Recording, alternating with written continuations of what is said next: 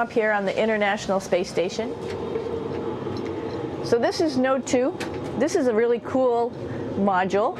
Of course, most of these modules you'll see they have 4 sides and they're put together. That way we could sort of work on a flat plane, either a wall, a floor, another wall, or the ceiling. But you know, again, all you have to do is turn yourself and your reference changes. The reason I'm bringing that up is because this is where 4 out of 6 of us sleep. And so people always ask about sleeping in space. Do you lie down? Are you in a bed? Not really, because it doesn't matter. You don't really have the sensation of lying down. You just sit in your sleeping bag. So here's one sleep station right here. I'm going in right now. You can follow me if you want. So I'm inside. It's sort of like a little phone booth, but it's pretty comfy. I've got a sleeping bag right here that we sleep in, so we don't have sort of like a little bit of a cover. We don't fly all over the place. But you know, you can sleep in any orientation. I have it sleeping, feeling like I'm standing up right now, but like you saw, I'm on the floor. But it doesn't matter if I turn over and I sleep upside down. I can't have it, I don't have any sensation in my head that tells me that I'm upside down, so it really doesn't matter. The sleep station is also like a little office. We've got a computer in here. As you can see, we've got a couple little toys. I've got some books. I've got some clothes and other things that make it sort of like home. I'm coming out. And just for reference, that's one sleep station. This one's another. Right here. There's one on the ceiling, if you want to call it. Right here. And then there's a 4th on the other wall over here. So all of us sleep in a little bit of a circle. All right, come on back. There's more to show you.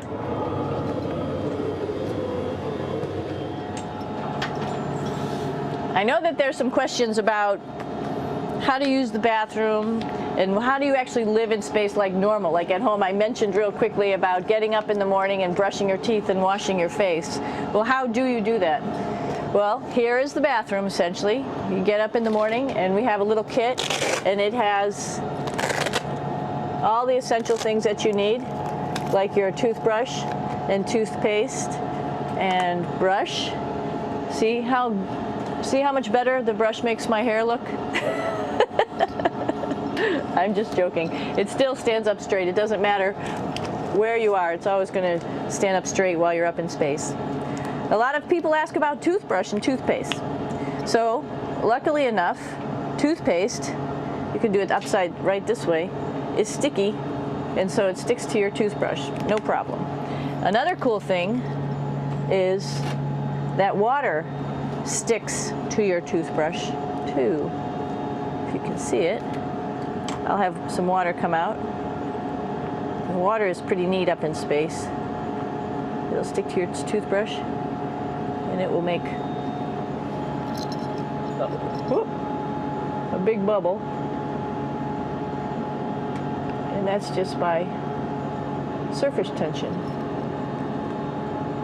And then you can drink it.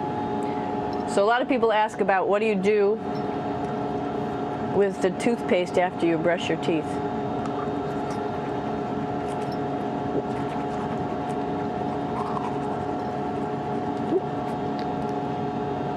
Two options. Swallow it, and it's sort of like mouthwash, but it tastes a little gross. Or you can just spit it out in a paper towel, and then you don't have to worry about it. Swallowing thing I wouldn't recommend at home. I'm only up here for 4 months, so it's not that bad. One of the most pressing questions about living in space, of course, is the bathroom. So let's take a look at that little piece of work. Come on in.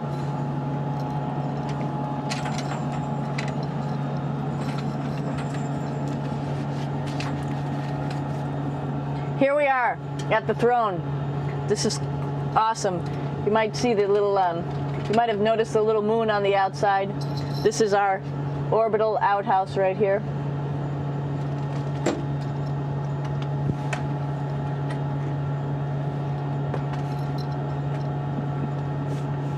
And of course, it serves for two functions. Number 2, right here. I'll show you. But you see it's pretty small, so you have to have pretty good aim, and you be ready to make sure things get let go the right direction. And it smells a little bit, so I'm closing it up. And that's of course for number 2. And this guy right here is for number 1. So they're sort of two slightly separate functions, but you can do a little, essentially both, by hanging on right here and doing number 1 and number 2. I might add it's color coded so you really don't get it mixed up, which is nice. This is yellows for number 1. And also there's a selection of paper. People always ask about toilet paper. What do you do with toilet paper? What kind of toilet paper do you have? We have gloves just because sometimes it does get messy. We have some Russian wipes, which are a little bit coarse if you like the coarse type of toilet paper. We have some nice tissues, which are nice and soft if you like soft toilet paper. We have Huggies, just for any cleanup. You know, we were all babies once, and this sort of helps. And then if things get really out of control, we have disinfectant wipes, just to make sure we clean up here. Because, you know, just like the water I showed you, the number 1 stuff can sort of go all over the place if you don't aim correctly.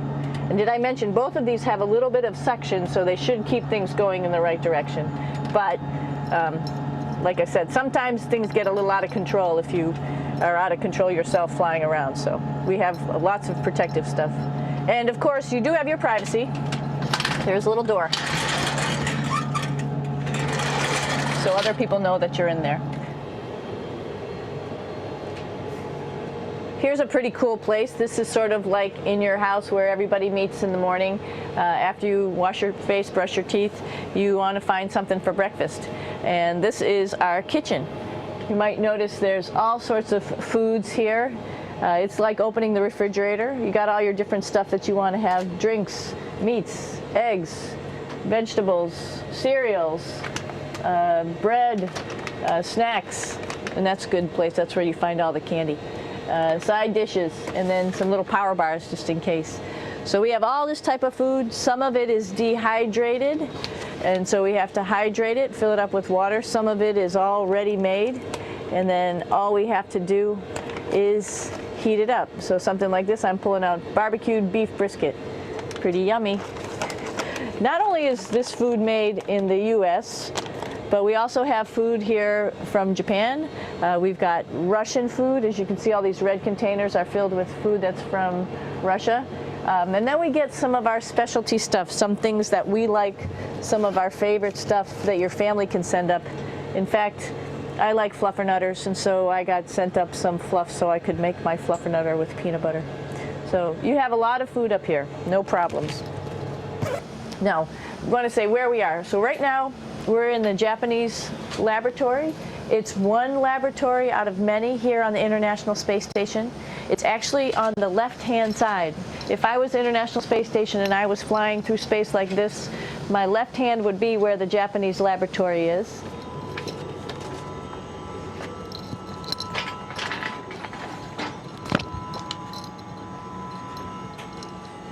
So now again, we're on the right-hand side, all the way on the right of the International Space Station.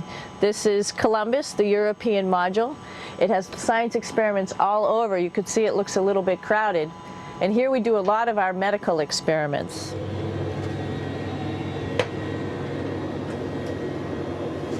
Here we are in the US laboratory. Again, this is a laboratory with science experiments on all of the walls here, all sorts of stuff that we do. And one of the things we also do is we exercise. We have some exercise equipment on board the space station. We need to do that because we lose bone density and muscle mass while we're up here, and that's a result of not having to fight against gravity.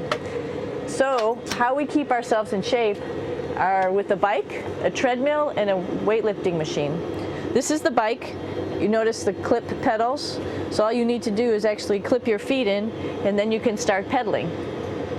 You don't need a seat because you don't sit down. Actually, I haven't sat down for 6 months now, so you don't need any type of seat. Just make sure you're held in with your pedals. You probably see that the bike bounces around a little bit. As I move it, it's not steady and held to the wall firmly. And the reason for that is the space station is pretty big. You saw that there's also solar arrays on the space station. If we start putting any forces into the space station, it's going to make those solar arrays bounce around a little bit. So to prevent that, the machines bounce around a little bit, move around a little bit, and that way we don't put any forces onto the structure of the spacecraft out to the solar arrays. All right, a little farther on. Come on.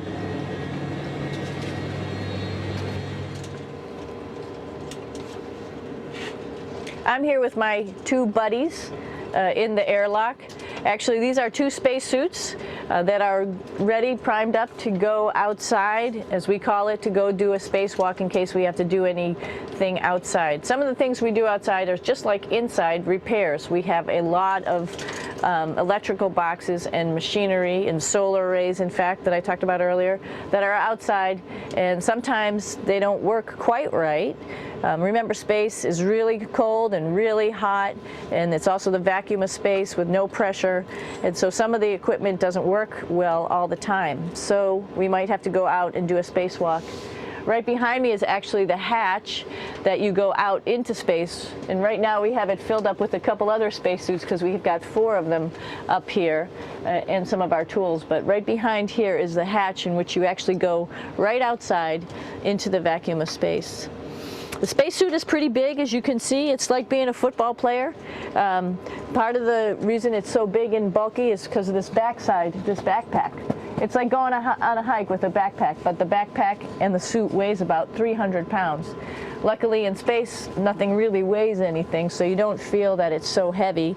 But we need to have such a big suit because that guy back there is essentially the heart of the spacecraft. I call this actually a spacecraft. It has all the oxygen for you. It has all the carbon dioxide removal system for you. It also has a heating and cooling system to make sure to regulate our body temperatures while we're outside. It also has a computer, so it tells you on a display here if there's anything that's going wrong with the suit, if we're running out of oxygen, if we have too much carbon dioxide, or any type of electrical problem. So it's a pretty awesome little spacecraft, and actually got to go out, use my little spacecraft a couple times, and it worked like a charm. Lucky that it works very nice. You might want to see what the helmet looks like. It's pretty cool too. We don't usually go out like this, so you usually can see when the helmet's open. So you can see what it looks like inside. Somebody's little head would be inside of here. So you can see, you can turn your head all the way around while you're inside of there, but the helmet stays still. So that's determines how far you could see. And it's usually pretty sunny out there, so we have to wear our sunglasses, and this is our sunglasses right here, which make you look pretty cool.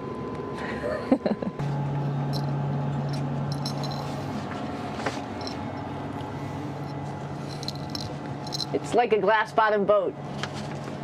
This is the cupola. It sticks down below the space station. It's one of those places you find yourself hanging out in all the time because all you want to do is look back at our planet. I think some questions I had were about what do you do in your free time?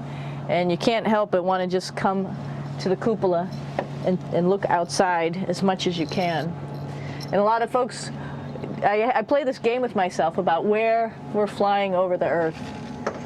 Try to come in here and just guess.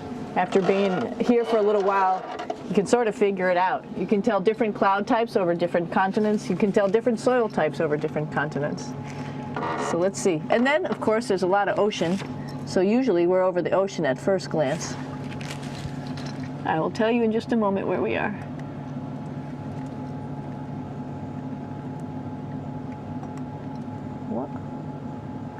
There we go.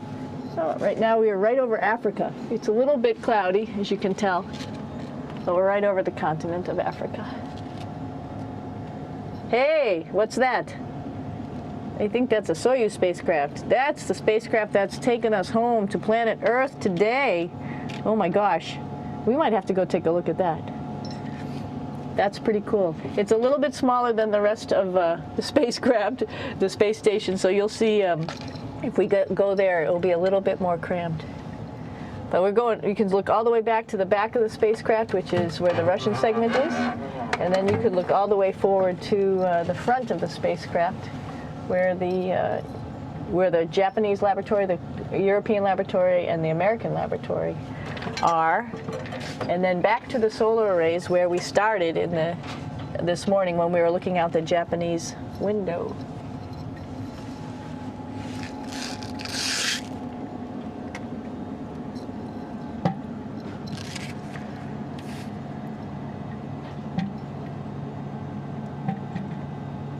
So other questions that were here are, what would you recommend as a job, if so, and to what type of person would want to be an astronaut? I think people who would like to explore, of course people who like math and science, that's what this is all about. We have people in the office who are doctors, teachers, veterinarians, engineers, pilots, so all sorts of people become astronauts, and I think if you see it's just sort of cool, so I think people who like to do a little adventure and like to do cool stuff probably usually become astronauts.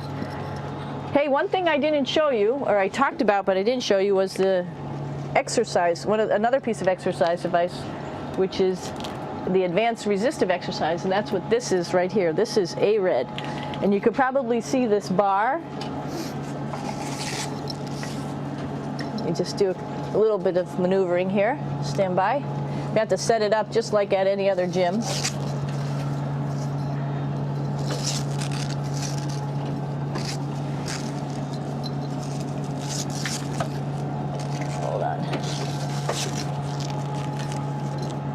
Show you how this works.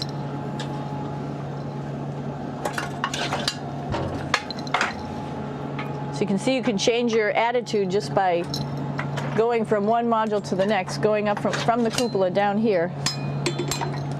This is what we call the ARED, and with this you can lift weights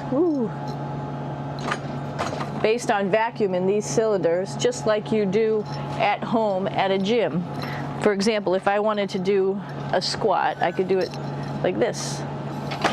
Oops. I should need some weight on this thing. I'm not lifting with anything, so it's too easy. One of the cool things you could do things that you can't do at home. For example, single leg squats with just one leg, because the other leg, you won't fall over. So all sorts of stuff. You can also do bench press. We have a bench that we could add on here, so you can work on your beach muscles.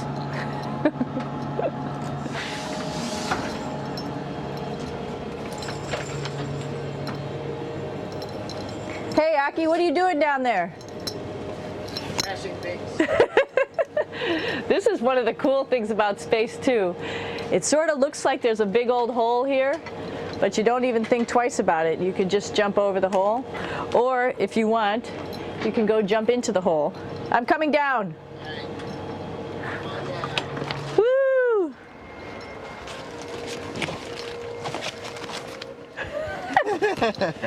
Then you can come right back up again, like Superman. Woo!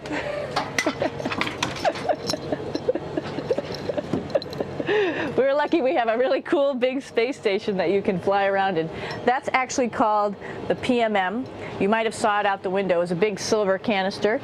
What's really great about that is it's essentially our closet in our pantry, or whatever you want to call it. We have extra food down there, we have extra clothes, we actually throw the trash out down there. So it's nice and organized, and we have all of our stuff that we need while we're working in all these other modules all stowed in this location down here. And it's a lot of fun to play in. So we're going into the Russian segment. Be ready. You don't need a passport either.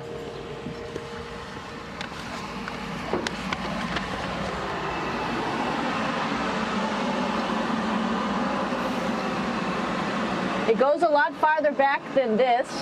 We'll go take a trip and say hello to the boys down there in just a minute. Well, let's do that first, actually, and then we'll go down to the Soyuz at the very end. This is Yevgeny. Hi. Doing a little tour.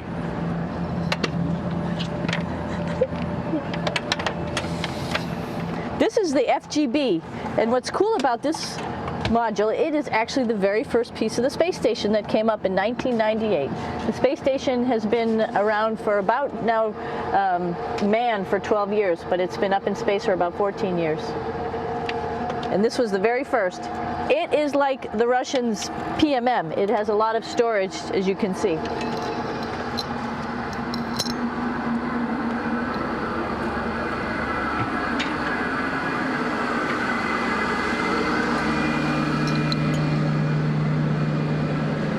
Можно?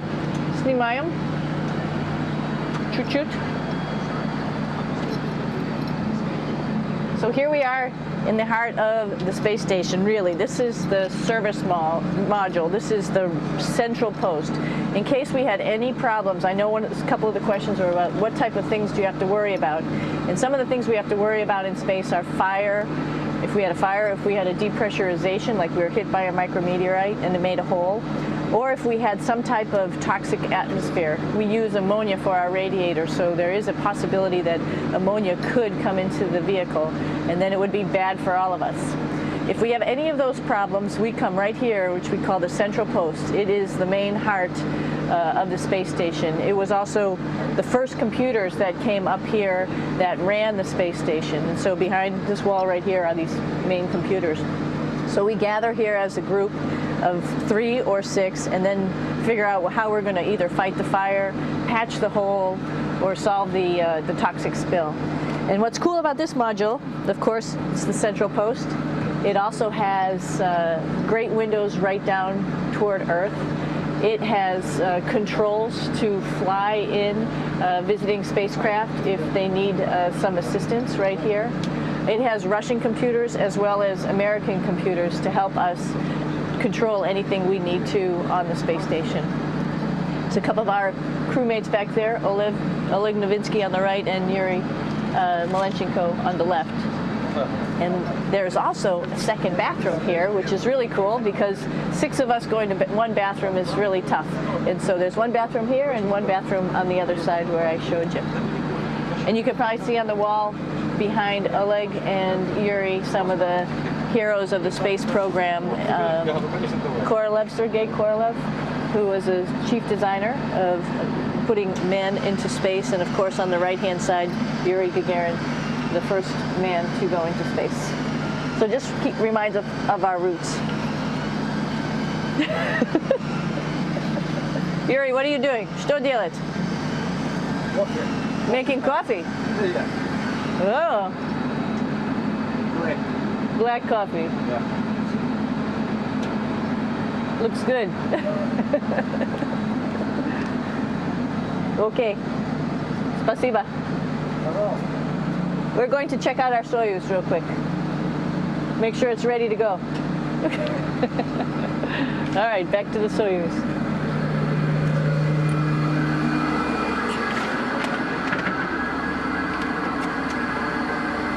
I'm going to stop here just for a quick second. You can see on the Russian spacecraft there's also other modules that stick out, down, and above. Right here is, let's see, I'm trying to be oriented.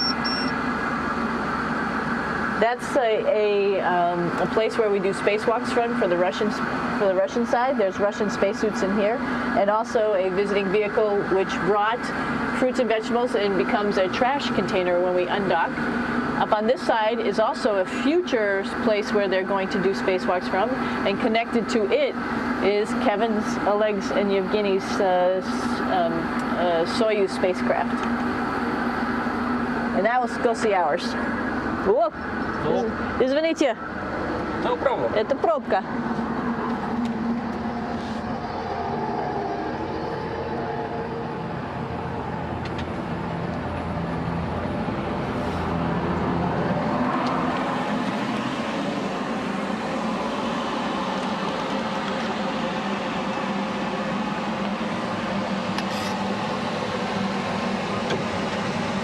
Coming down. cone.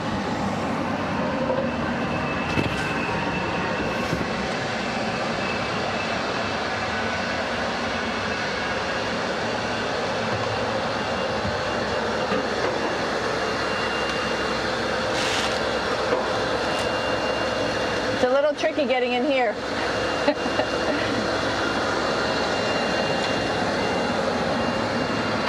This is the docking probe right here, this big thing. This helps us connect to the spacecraft. This probe actually sticks into this cone, and that's how the spacecraft, our Soyuz, becomes connected to the ISS initially. That is then replaced by clamps, which are around here, that will allow the two spacecraft to be stuck together. And then you can remove the probe and the cone.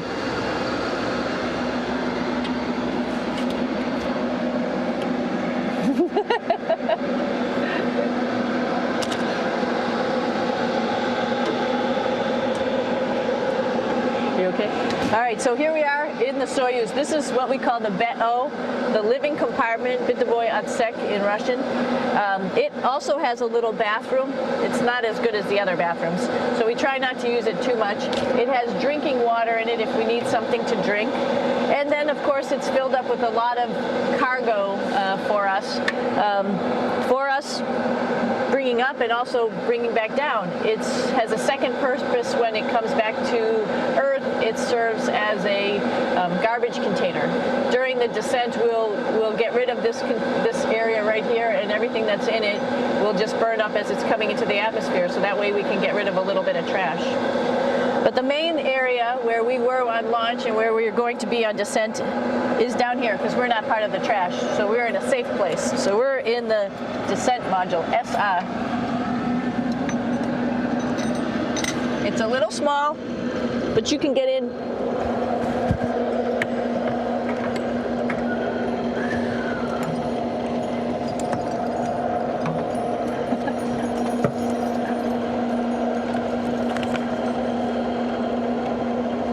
Not sure how well you could see in here. Hold on for a second.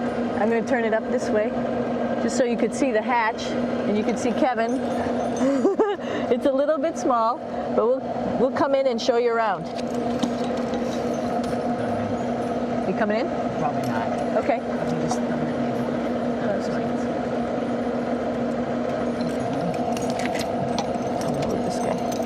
Got to move a couple things. We were just starting to get ready. We're preparing a couple days ago for our ride home. It's a little bit squishy, but everybody asks, how do you sit in the Soyuz? And you sort of sit in your seat like this. The seat is molded to your body, and so you can just sort of squish in here and be pretty relaxed. Everybody has a handmade seat for them. And then, of course, there's a control panel, and that's where we do most of our actions and work right here. There's hand controllers which you can fly the vehicle with, and there's a stick right here primarily used for communications when we're trying to talk to the ground. So 3 of us fit in here. Like I said, it's a little squishy, but somehow it seems like we all managed to get in here and fit pretty well, and it's a pretty safe ride home. You're probably wondering, what's all this junk behind us? Well, it's all of our parachute, first of all, and then it's all of our survival gear, just in case we end up landing in some strange place on the planet and nobody's there to rescue us right away. We have all sorts of survival gear with us, keeping us safe in here. So they've pretty much thought of everything. And we'll be home on the planet within the next 12 hours. Pretty shocking.